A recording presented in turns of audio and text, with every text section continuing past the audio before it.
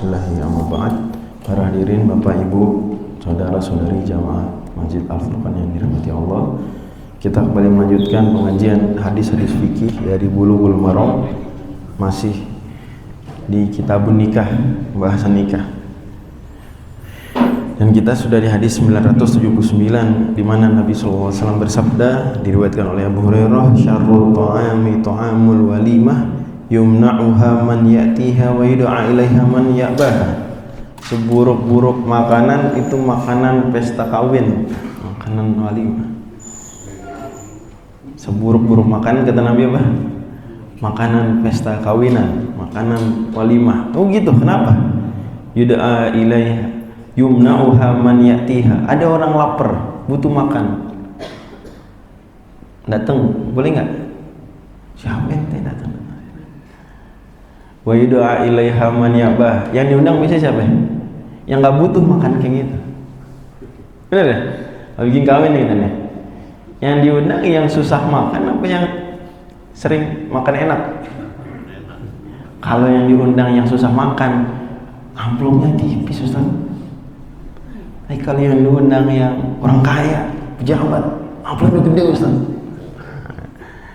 Maka kata Nabi, ini teguran. Jangan gitu lah. Gak apa-apa ngundang yang kaya, tapi jangan juga teman-teman kerabat-kerabat yang gak punya duit gak boleh datang atau gak diundang. Kata Nabi, itu zaman dulu, zaman jahiliyah kayak gitu. Syarrut ta'ami ta'amul walimah, seburuk-buruk makanan, makanan walimah, pesta kawinan. Yumna'uha man ya'tiha, ada orang butuh, kagak diundang, kagak boleh datang. Yang diundang malah dia gak butuh makanan enak kayak gitu. Apa sih makanan pesta? Biasanya makanan apa? Apa biasanya? Ayam misalnya. Ya, yang diundang yang udah khatam ayamnya. Kayak gitu. Walaupun aneh juga kadang-kadang makanan-makanan yang dicari kalau di pesta kawinan yang unik-unik, yang susah ditemuin gitu ya. Nah, bisa gitu. Karena udah sering makan enak jadi carinya yang jarang bisa begitu. Wa man lam yujibi da'wata faqad asallaha wa rasul. Tapi bukan berarti pesta walimah enggak boleh datangin, justru sebaliknya. Barang siapa diundang datang kawinan kagak datang, maka dia telah durhaka kepada Allah dan Rasulnya. Hadis riwayat Muslim. Jadi ini dalil yang pertama bahwa kalau bikin pesta kawinan, undangnya itu jangan berdasarkan kaya miskin. Itu poinnya. Dua, kalau kita diundang kawinan, kita nggak ada uzur nih, bisa leluasa, tapi nggak datang, maka itu perbuatan haram, dosa. Ulama nyatakan, sebagai mengatakan Imam Nawawi, dari semua undangan yang paling ditekankan nomor satu itu undangan walimah, ya, karena dia hukumnya wajib. Tapi kapan kita dianggap sudah diundang? Kalau nama kita disebut dalam undangan, kita diundang atau diundang secara japri. Tapi kalau diundangnya di Facebook, besok saya mau kawin, mau nikah, silakan netizen, itu nggak wajib tuh, karena kita tidak diundang secara khusus. Bisa dimengerti ya. Tapi kalau di japri atau dikirimin surat ada nama kita, maka wajib. Tapi kalau memang bentrok nih, ya udah gimana lagi? Paling minta maaf, ya kirim sesuatu misalnya, gitu ya. Wallahu. Dan hikmahnya adalah kata para ulama untuk menguatkan kesakralan pesta nikah. Ini acara nikah itu dalam pandangan Islam itu sangat sakral. Itu titik mula peradaban, ya kan? Kalau kita ngeremehin orang nikahan, nikah biasa, nggak diistimewakan, lama-lama beneran tuh nikah nggak lagi istimewa. Kalau nikah nggak lagi istimewa, apa yang dilakukan orang? Berzina. Nikah nggak istimewa, biasa aja. Cuma acara seremonial, dia acara serius. Dia benar-benar kalau nggak ada nikah nih, wah rusak bangsa. Makanya Uni Eropa itu sampai bikin lembaga khusus untuk memasyarakatkan pernikahan. Nah, ini ada tuh riset-risetnya nyuruh orang nikah terus, motivasi bahayanya menunda nikah. Jadi udah kayak ustad, tapi padahal dia lembaga sekuler Uni Eropa, tapi dia melihat Eropa ini bakalan hancur kalau orang Eropa nggak mau nikah. Istilahnya depopulasi. Diperkirakan kalau terus trennya memburuk seperti ini, nggak nyampe tahun 2100 benua Eropa isinya bukan orang Eropa mayoritas, tapi orang Afrika, orang Asia. Dibiarkan terus trennya menurun. Amerika bahkan nggak usah lama-lama, 2050 itu diperkirakan mayoritas orang Amerika itu pendatang. Pendatang tuh ya orang kulit putih juga pendatang ya. Cuma maksud saya bukan kulit putih lagi, yang mayoritas nanti bukan kulit putih. 2050 nggak usah lama-lama. Itu yang riset Pew Research Center, lembaga riset gede banget di Amerika Serikat.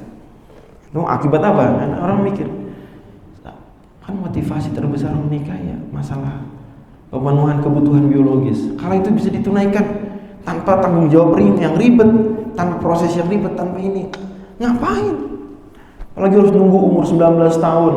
Sementara kebutuhan tersebut sudah ada sejak baligh. Coba Bapak Ibu sekalian, kalau laparnya sekarang, suruh makannya 9 tahun lagi, tunggu 19 tahun. Lapar 13 tahun, lapar, tunggunya nanti 19 tahun. Itu berat.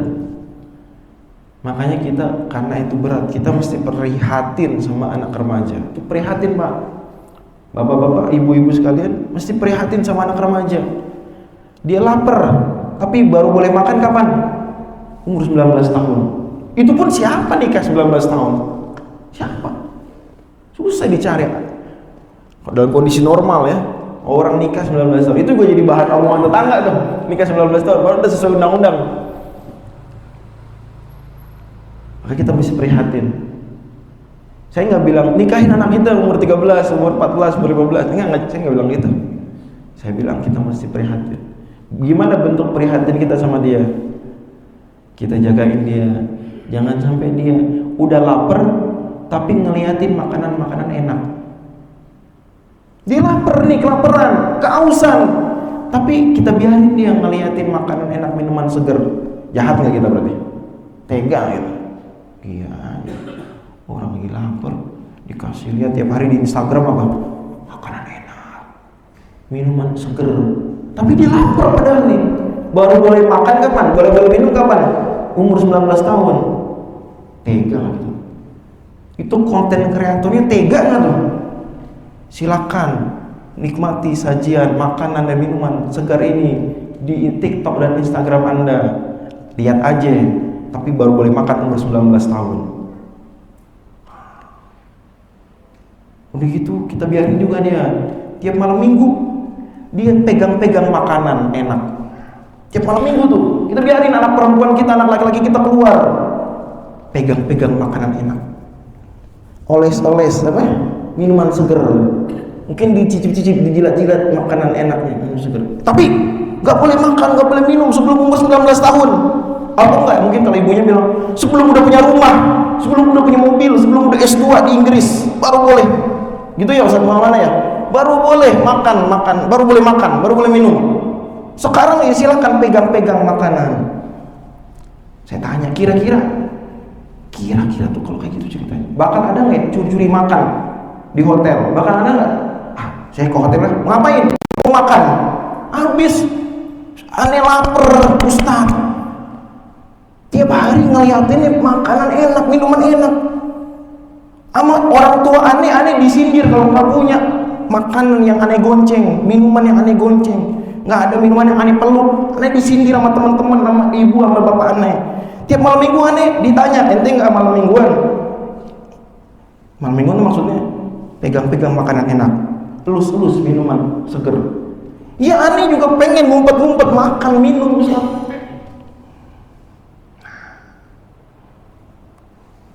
Pantas nggak kira-kira kayak gitu? Yang pantas gimana nih? Kalau kita prihatin sayang sama anak remaja kita bilang, nak, HP mulu, baca buku, jangan ngeliatin makanan mulu. Ngapain kek? Main bola biar lupa makan. Gitu. Kita punya anak lagi puasa, saya ingat dia dulu saya kecil. Ya, kalau lagi puasa main monopoli. Saya nggak sedang bahas hukum main monopoli sekarang ya. Saya bisa mau bilang, zaman saya kecil cara ngelatih puasa itu gimana? Main monopoli. Siapa di sini yang main monopoli bulan puasa? Ada nggak?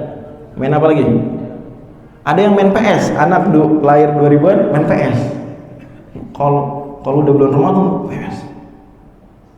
Ya nggak mungkin main petak umpet ya, capek aus nah. Main PS. Apa tuh pesannya? Dan itu dari zaman Nabi. Dari zaman Nabi para sahabat bilang kami ngasih mainan ke anak-anak kami biar puasa. Pertanyaan saya, kenapa? Dan itu diperkenankan sama Nabi. Bahkan konteksnya konteks seperti sebuah hal yang positif. Saya nggak bilang sampai level sunnah, bener-bener. Tapi kalau diniatkan itu berpahala sih bener. Orang tua ngasih PS anaknya bulan Ramadan biar anaknya puasa itu berpahala. Atau apapun.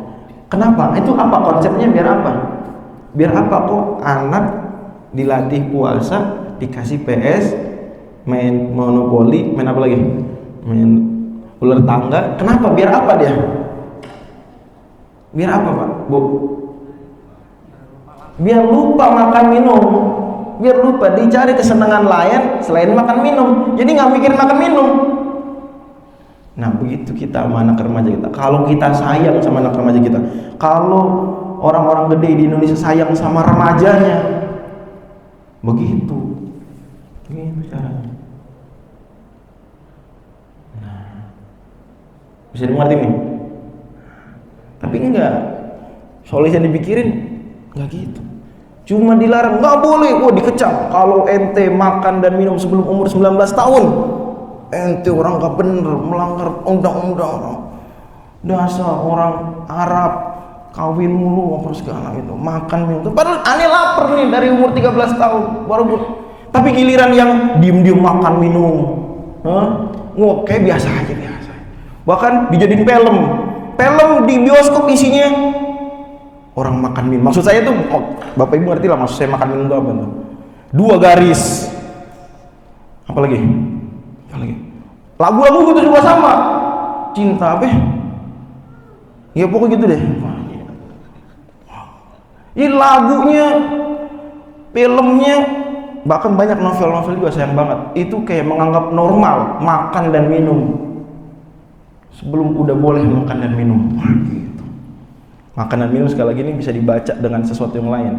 Topik kita sedang bahas kitabun nikah, tapi saya mau ngasih perumpamaan. Bahkan kata Abraham Maslow, kebutuhan manusia terhadap kebutuhan biologis ini itu lebih gede daripada kebutuhan dia terhadap makanan minum. Lebih gede daripada kebutuhan terhadap makanan minum. Oke, lanjut. Makanya kalau Islam enggak, solusinya Islam dikasih dia. Kalau belum bisa nikah, ya puasa. Teralihkan. Belum bisa nikah, tundukin pandangan. Iya, jangan ngeliatin makan minum mulu, udah lapar ngeliatin makan minum. Tundukin pandangan. Jangan lihat. Sibukkan dengan hal yang positif. IPM, misalnya gitu ya, ketua IPM Depok. IPM. Maka dijagain anak IPM, ketua IPM Depok. Kagak boleh ada yang cicip-cicip makan minum sebelum waktunya. Nggak boleh ada yang pegang-pegang burger, elus-elus es krim sebelum udah waktunya. Wa anhu radhiyallahu anhu qala Rasulullah sallallahu alaihi wasallam idza du'iya ahdukum falyujib fa in kana sha'iman falyusalli wa in kana muftiran falyat'am. Akhrajahu Muslim. Hadis berikutnya. Barang siapa dipanggil, diundang datang pesta kawinan, mesti datang. Karena ini sakral, kita mau menunjukkan kepada masyarakat, kepada anak-anak muda, inilah kejantanan yang sesungguhnya. Inilah yang keren. Ini yang keren. Kawin, nikah yang keren. Undang orang banyak, pesta, makan-makan, itu yang keren. Bukan party-party perzinahan, bukan. Ini yang keren. Gimana cara nunjukinnya? Allah wajibkan datang pesta nikahan. Itu caranya menunjukkan kesakral. Kita bela-belain. Yang undang nih. Kalau yang undang jauh pun kita bela-belain. Naik apa itu? Angkot, charter angkot. Itu biar orang semua lihat, anak-anak muda lihat. Ini dia nih, party yang sesungguhnya. Ini party idaman aneh nih. Oh gitu, biar anak muda semua tertanam. Kalau memang mau party, maka partinya adalah walimah, itulah. Fa in kana sha'iman, gimana Ustaz kalau aneh lagi puasa? Falyusolli. Nah, falyusolli bukan artinya sholatlah, enggak. Artinya doakan. Doain. Wa in kana muftiran falyat'am. Kalau dia enggak puasa mesti makan. Ulama bahas ya, bahwasanya enggak boleh dia datang nyobain makanan. Nggak boleh datang, ini nggak puasa nih, nggak nyobain makanan, nggak boleh. Apa kek? Somai, bakso, kenyang Ustaz, ya apa kek? Air putih. Silakan, boleh Bu, nggak apa-apa. Nanya tengah-tengah nggak apa-apa, silakan.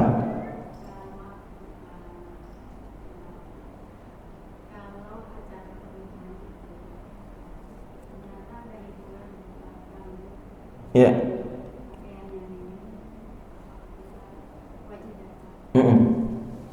Ya, sebenarnya ini termasuk pengecualian. Ketika pesta perkawinan mengandung keharaman, itu pengecualian. Jadi nggak boleh datang kecuali bagi yang bisa melarang kemungkaran. Sebetulnya itu teorinya. Tapi kalau itu melihat kondisi sekarang, ya maka kita nanti khawatir kita nggak ada kawinan kita datengin pestanya.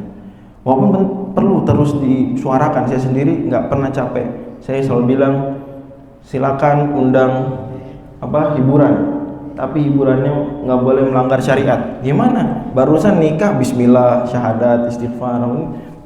Beberapa menit berikutnya kaurat. Ya, tadi lagi tuh orang disuruh disuguhin pemandangan makanan segar dan minuman enak gitu. Ntar orang pada lapar. Nggak boleh, nggak bagus tuh. Haram hukumnya. Saya ulangi lagi, haram hukumnya bikin pesta kawinan nanggep hiburan model begitu. Hiburan banyak macam-macam, silakan. Dan Muhammadiyah punya fatwa musik boleh, nggak apa-apa. Musik boleh. Yang nggak boleh lirik-lirik porno, lirik-lirik mesum. Yang nggak boleh pakaian-pakaian membuka aurat tuh. Tapi kalau atau gerakan-gerakan yang menimbulkan, yang menggoda sengaja. Tapi kalau musiknya aja nggak apa-apa, silakan. Ya, makanya juga ini solusi. Masalah mesti ada solusinya. Mesti ada grup band apalagi ya grup organ begitu yang itu Islam nih. Saya nggak bilang harus nyanyinya Arab, nggak harus juga. Nyanyi bebas aja, nyanyi apa kek. Yang penting kalau sholat berhenti gitu. Apalagi pakaiannya itu aja. Saya nggak bilang harus Islami, harus nyanyi Mars Muhammadiyah, enggak. Yang pas aja mau kawinan apa sih kawinan gitu. Apa kawinan kira-kira ya apa gitu, lagu-lagu. Tapi kurang, kadang-kadang gitu masalahnya. Yang mau kawin banyak nih, ya kan, satu waktu kita mau nanggep ini nih debu, mau nanggep apa lagi maherze, mau nanggep inilah macam-macam lah. Tapi terbatas dia, terbatas. Maka IPM coba pikirin, bikin grup band. Udah ada fatwanya, gitar seruling boleh, kagak dimanfaatin. Ya. Manfaatin tuh fatwanya, boleh. Ya, untuk berdakwah. Nah, bikin grup band. Kalau nggak salah SD meruyung tuh ada tuh coba. Tapi SD, masa SD? SMA mana SMA? Hah? 94 punya? Coba nomornya di viralin. Nanggep grup bandnya. Nah, gitu. Bikin kanal YouTube buat promosi, kayak gitu caranya. Demikian. Jadi sebenarnya nggak boleh. Nah, tapi kita kalau gitu nggak datang kawinan orang banyak nanti. Siasatnya kita datang di waktu yang bukan lagi ada itunya. Contohnya kapan? Biasanya pengalaman saya itu habis maghrib. Pengalaman saya juga biasanya jam 11, jam setengah 12, kira-kira jam segitu tuh. Atau setengah 1 langsung jam 12. Habis azan zuhur, sholat, datang tuh, kira-kira waktu itu. Tapi kalau nggak bisa juga ya udah, kita datang ya selamat barakallahu laka wa barakalaika, kemudian pulang langsung. Tuh saya pikir solusi, karena orang hari ini kalau kita nggak datang nih, alasannya begitu, itu belum tentu positif habis itu efeknya. Kecuali kalau kita tokoh ya, kita punya power, kita nggak datang, kenapa Pak? Bapak wali kota, Bapak camat, kenapa nggak datang nikahan saya? Baru udah saya undang. Habis ente nanggep buka aurat. Nah itu tuh langsung tuh. Nah, itu baru tuh. Nah orang-orang kayak gitu tuh bagus nggak datang. Ya, jadi ulama ketika bicara gini, mereka bicara di saat ketika orang tuh wih, teman-teman aneh pada nggak datang, pada nanya kenapa? Ente bikin dangdut buka aurat. Wah, itu tobat. Kalau sekarang mungkin nggak begitu. Ente radikal, gini. Ente ini keturunan Yaman, gitu. Bilang gitu. Lanjut. Jadi caranya begitu. Tapi tetap ya para ustadz, bapak-bapak, ibu-ibu mesti ngingetin terus. Ya ngingetin terus. Makanya buat saya pribadi mesti orang tuh gak usah lagi perdebatkan hukum musik itu apa. Maksudnya di ruang publik, jangan. Simpan itu di ruang akademik. Yang memang kagak menganggap musik haram ya udah bagus, gak apa haram ya biarin. Yang bilang musik boleh, tar dulu. Musik yang gimana yang boleh? Nah itu aja yang diviralin, karena pada akhirnya mungkin 90% orang Indonesia tuh nggak tahu ada perdebatan itu, taunya musik boleh aja. Maka yang lebih harus disuarakan itu adalah buka auratnya nggak boleh, lirik-liriknya kayak itu lebih masuk akal, lebih make sense untuk saat ini. Ya, apapun posisi fikih yang dipilih silakan, karena pada akhirnya pendapat-pendapat yang sudah ada sejak era dahulu sekali, ya. Nah, ruang publik dia akan aneh kalau ini 90% orang nganggap musik apa, tiba-tiba ada orang nganggap musik haram, udah terasing. Ya silakan, cuma jangan jadi bahan perdebatan, orang jadi bingung. Sementara di saat yang sama konser ada grup nyanyi isinya perempuan semua, saya nggak usah sebut namanya, ya, ikut-ikutan grup nyanyi Jepang.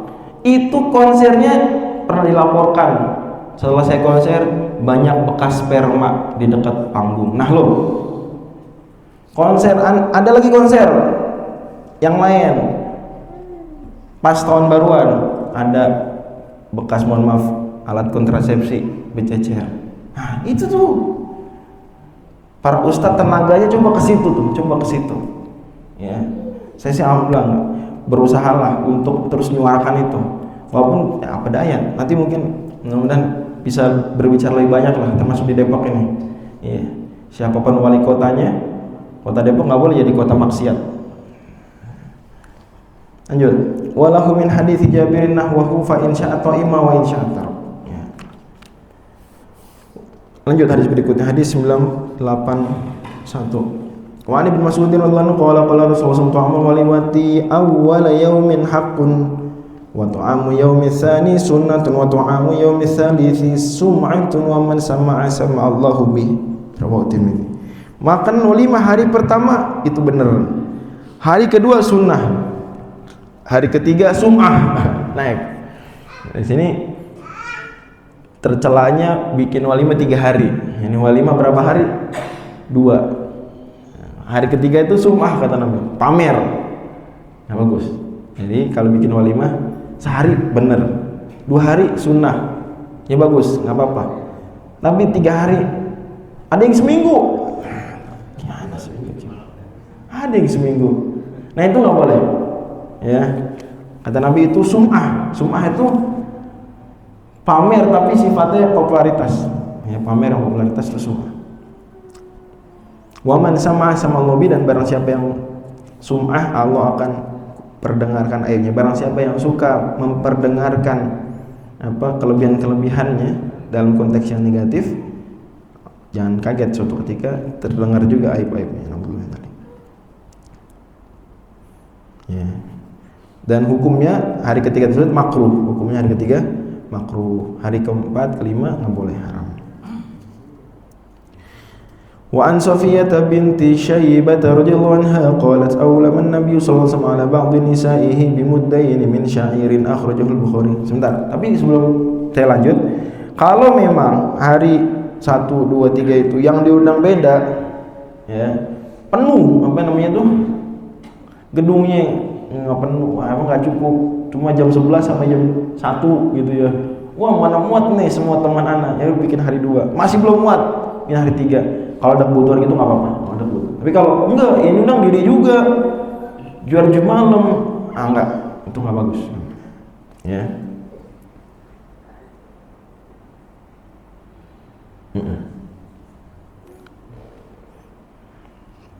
Kata Imam As-Sun'ani itu lebih dari itu haram.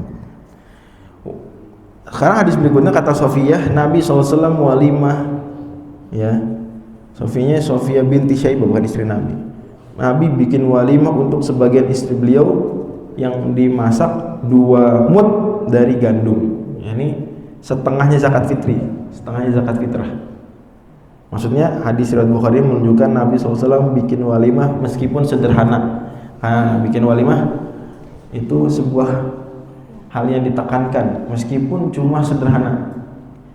Cuma sayang di Indonesia ini, kalau mahar itu alhamdulillah di Jawa rendah, tapi yang tinggi apa Pak Bu? Apa yang tinggi? Walimah, mahar nikah rendah, nikah bisa gratis di KUA. Apa yang mahal apa? Ini kawinan resepsi walimahnya, ini yang mahal. Lebih mahal lagi gengsinya itu yang lebih mahal. Nggak mau, harus gedung Aisyahnya nggak, kan terbatas. Gedung Aisyah nggak mau, maunya gedung di Jalan Margonda. Tinggi lagi tuh gengsi. Saya nggak bilang nggak boleh, silakan. Cuma jangan sampai anak kita udah kelaparan, mau makan mau minum, gitu ya, nggak boleh. Udah S1, udah S2 nih, nggak boleh sampai punya duit untuk bikin pesta di gedung. Repot tuh. Ntar dia makan dan minum ngumpet-ngumpet. Apalagi sayang banget ada sebagian orang berpikiran strategi biar diizinkan nikah mesti hamil dulu. Tuh ada orang sebagian gitu berpikiran gitu. Astagfirullah. Dia punya pikiran gitu. Dan viral pemikiran seperti itu. Nggak benar.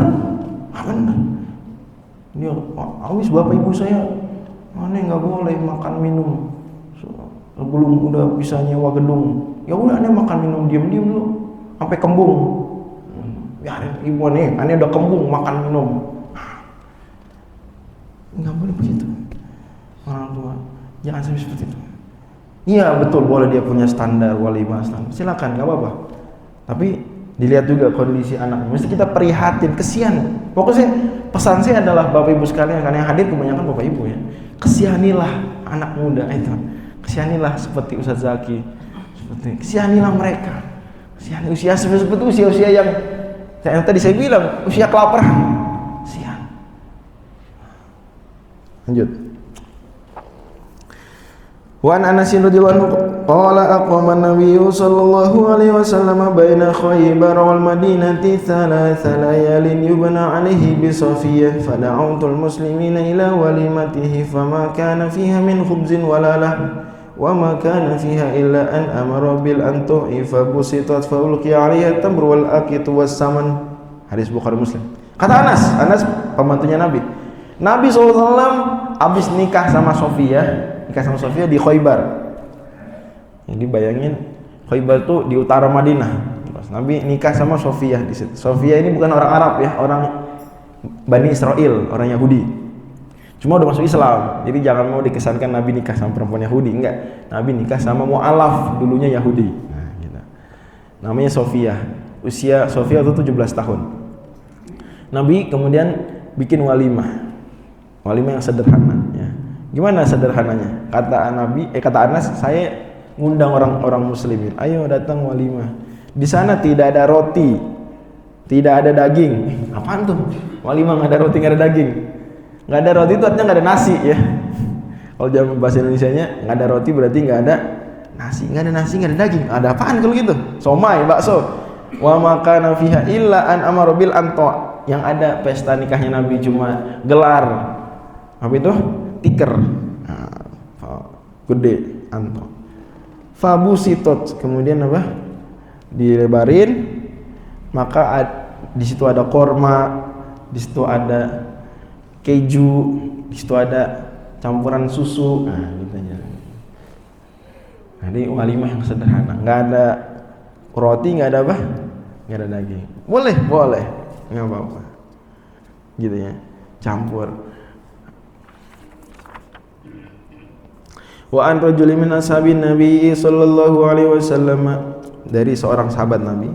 Dan cukup ya kalau hadis dari seorang sahabat Nabi cukup, karena nggak usah kita tahu namanya, sahabat pasti orang yang terpercaya. Itu udah kesepakatan seluruh ahli hadis dan wahyu dari Allah, semua sahabat Allah ridhoi. Apa hadis nabinya? Nabi SAW bersabda, idza ijtama'a da'iyani fa'ajib aqrabahuma baban. Kalau ada dua undangan bareng bentrok, maka datangilah yang pintu rumahnya lebih dekat. Nah, gini. Yang ngundang ada di bareng nih Ustaz, RT 5 sama RT 2, aneh RT 5, RT 5 di depannya. Nah, datangnya RT 5 gitu. Anak mesti kita datang RT 2, RT 5 nya itu datang mono jauh, aneh nggak didatengin. Nah, jadi benar Nabi bilang, kalau dua pengundang barengan bentrok, datengin yang mana? Aqrabahuma baban, yang pintu rumahnya lebih dekat. Pintu rumahnya lebih dekat. Fa in sabaqa ahaduhuma fa ajibil ladzi sabaq. Tapi kalau ngundangnya nggak barengan, ya ini salah satunya ngundang lebih dulu, itu maksudnya. Misalnya nih, diundang sekarang nih, hari ini aja 12 Januari, sama-sama jam 11 sampai jam 1. Tapi yang RT 2 ngundang duluan. Ngundang apa ya? Duluan. Nah, maka kita datengin yang lebih ngundang duluan. Nanti kita bisa bilang, mohon maaf yang RT 5, saya udah diundang duluan sama RT 2. Nah, dia akan ngerti. Iya ya, salah aneh ngundang telat. Nah, gitu. Ini berlaku juga buat para ustadz ya, berlaku juga nih. Kalau diundang apa ya?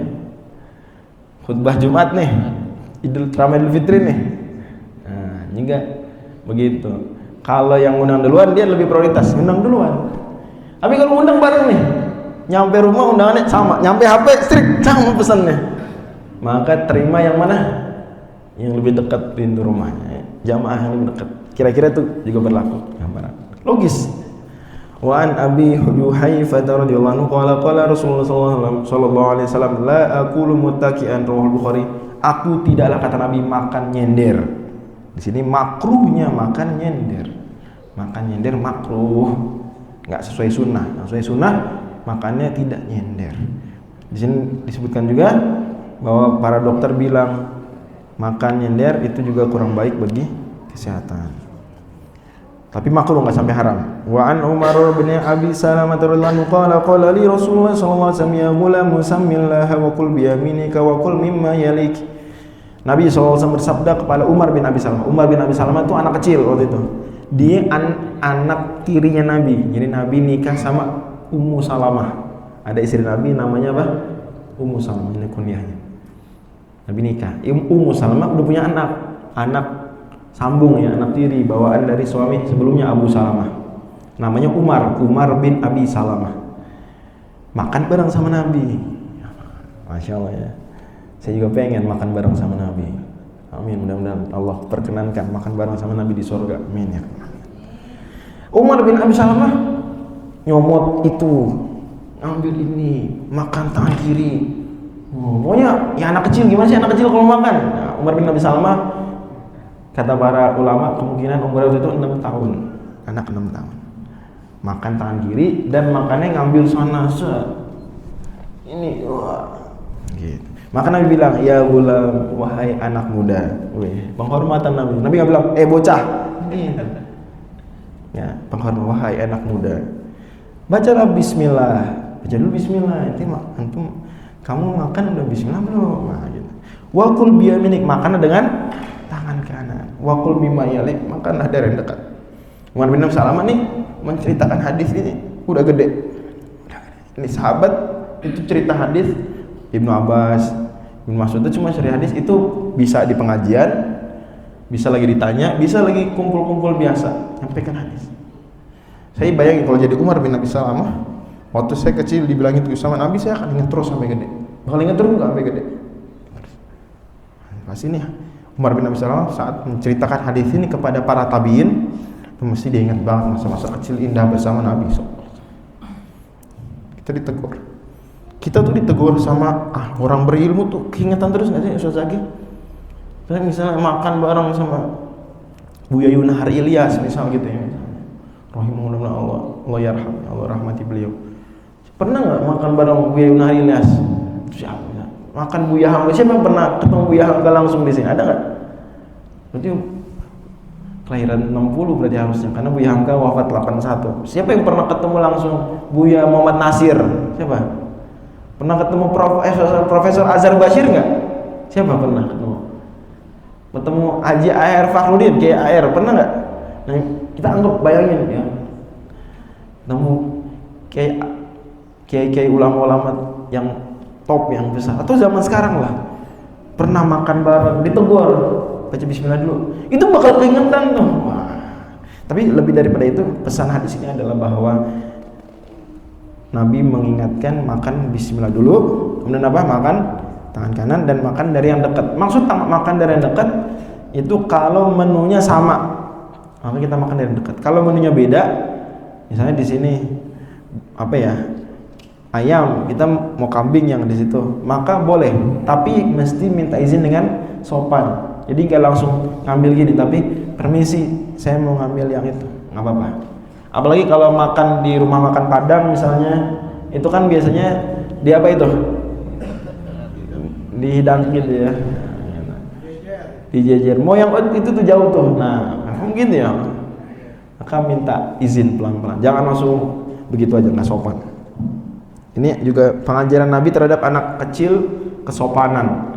Dan kita hari ini hari yang katanya anak-anak Gen Z dan anak-anak